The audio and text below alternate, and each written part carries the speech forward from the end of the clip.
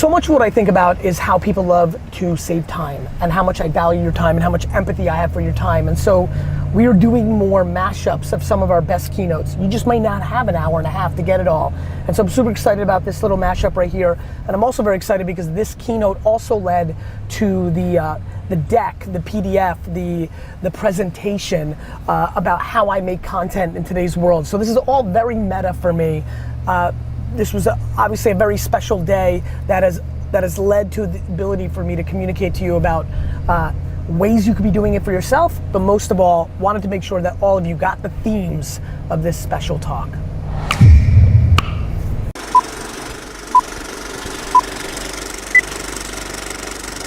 Positivity and offense always wins. Historically, always.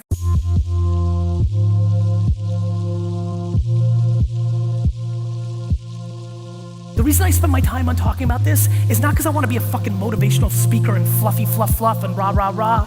It's because it's the fucking thing. It's the thing. Life is binary. It's either offense or defense. When you bet on optimism, when you're on the offense, you do something super duper interesting. You start suffocating excuses. If you ask me the number one thing I wake up every morning and thank that my parents did, is I never saw either one of them complain about jack shit. And it basically created learned behavior for me. I'm incapable of actually complaining about shit. And that has become the foundation of my success. Yes, it is absolutely difficult for all of us. We all have stuff. Do I believe some people have it? Do I believe a white male has it more privileged? Yes, I do. Here's my problem. My problem is if anybody has ever done it with your circumstances, then you have nothing to talk about in the mindset that I want for you to win. Everybody's in a slump. Like everybody's got adversity. There's always something. To me, somebody's always got it worse. There's 7.7 billion people.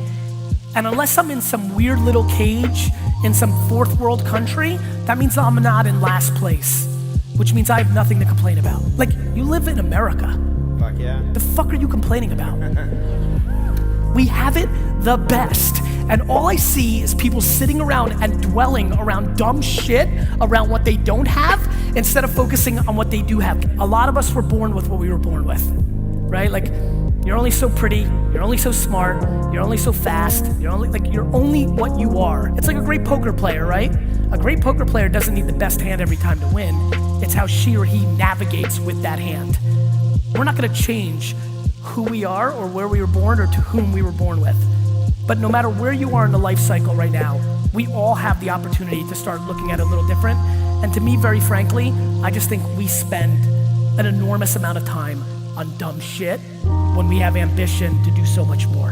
When I was 9 years old and opened the door for an elderly woman at a McDonald's, she reacted as if I won the Nobel Peace Prize. What my mom did was super smart. She overreacted on everything that I was doing that was a good human trait, and she held me accountable for things that didn't matter, like grades. She didn't let me complete, like I got punished 4 times a year, every year, from the time I was in 3rd grade until my senior year of high school. My mom built huge self-esteem in me, and I feel like the biggest reason I am who I am today to everybody is because I feel so guilty and so grateful for what she did for me that I want to do it for everybody else. I promise you, if you want to be pumped professionally and personally, there's one thing that will drive you to the biggest success.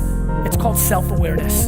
And I want that for every fucking person, because let me tell you something, it fucking is the best. It's such a good place to be. When you can get to that place, amazing shit happens. You know why?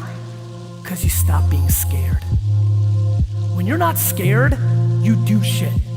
When you're scared, you do nothing. Like, what are you scared of? Like what, your dad's gonna be like, I told you you're a loser? What are you fucking fearful of? Like, your sister making fun of you because she's got a better job? Fuck her. Cool. Like, don't forget, my friends, you could be winning 28-0 at halftime and lose. So your older sibling that's got a great fucking job could be a crackhead next year. Could. Because he's had a whole facade the whole time fucking trying to suck your parents' dick, right? And he's actually insecure inside and something went wrong at the office and he starts fucking doing coke on the side. Like, guys, don't you understand how this is played? This is why I'm petrified of fucking 8th place trophies. If you grow up where everybody gets an 8th place trophy, you're actually scared of losing, and then you're fucked because losing is real. I swear on my fucking kid's health, I'm obsessed with losing. I fucking love losing. I love losing because I know exactly what you're thinking about my loss, and I can't wait to stick it in your fucking face when I come back. I'd actually have a whole different new concept. I recommend fucking up on purpose. I'm being serious. It's so much better to like eliminate expectations from the get. Then you're playing with house money. If you're scared of other people's opinion, fuck up on purpose, then everybody thinks you suck shit, then it's all upside. You suck at a ton of shit. Good. So does everybody else. You're also probably pretty fucking rad at something. Try as many things as possible until you figure out what you're rad at and you like, and go fucking do that for the rest of your life and stop giving a fuck about everybody else. You have to figure out whose opinion is dictating your actions beside yourself.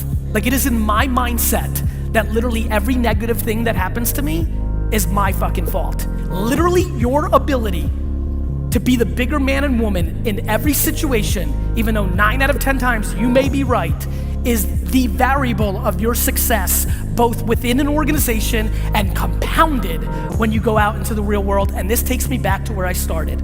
Please understand the following. Being nice is ROI positive.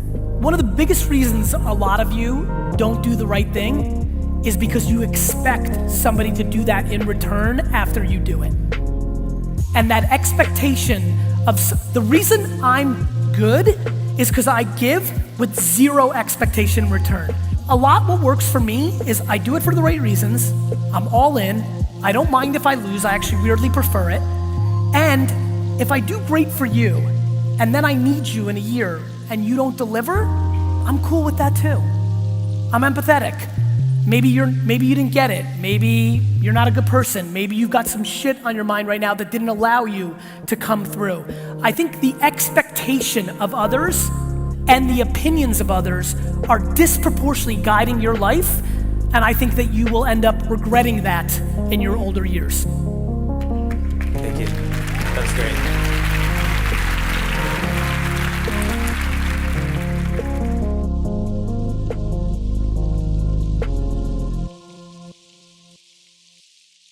So go fuck up.